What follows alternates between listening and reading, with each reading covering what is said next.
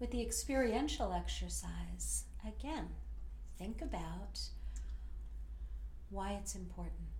With the groups that you've led, with what you know about this model, why is it important to actually guide people through and have the experience of an exercise in the small group setting? So take a moment and just write down a couple notes. What do you know about the essential pieces of guiding people through that experience and why we do it? Just take a moment and write some things down.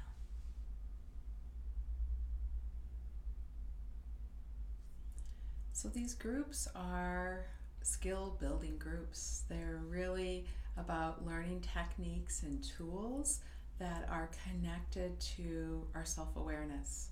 So I think of the experiential exercises is really important in each group. It helps with the emotion, with what's stirring in participants. It helps teach the relaxation response of getting back into balance, and really feeling that and learning not only from my own experience as a participant, but from the rest of the group.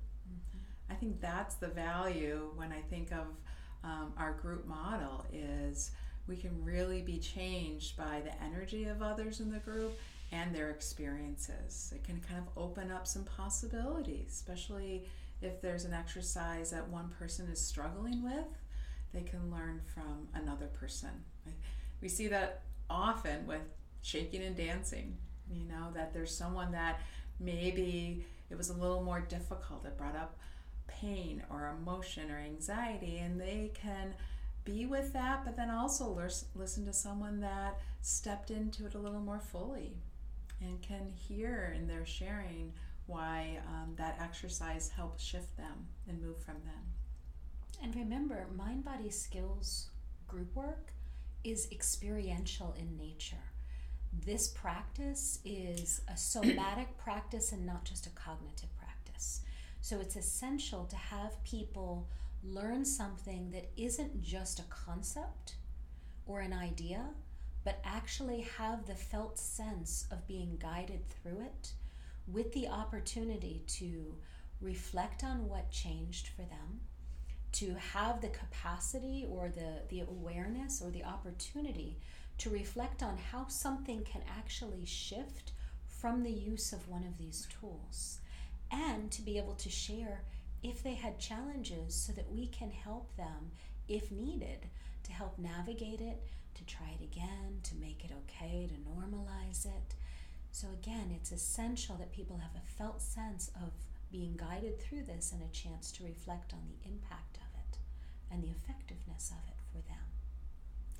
In supervision, you want to listen for, did they have a good understanding of the exercise and how to guide others in doing that? Is their technique correct?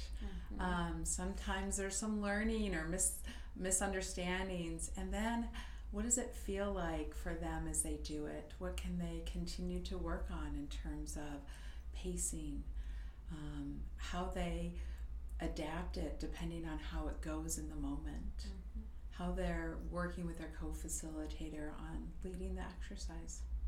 And as we started to mention before, it may be that if check-in was very intense, that there's a very brief didactic after the transition, and that they use the experiential exercise to actually move the energy for the group. And teaching can be done a little bit afterwards too. You still need the instructions and the setup, but again, it's about being mindful about where you're using something depending on what may be coming up in a particular moment. All things being equal, you want to make sure that they're doing a didactic ideally before the experiential. But things come up. So you're teaching your facilitators how to navigate what is coming up in the small group. So to have a conversation of where you can shorten some things, but you can't rush many of our experientials.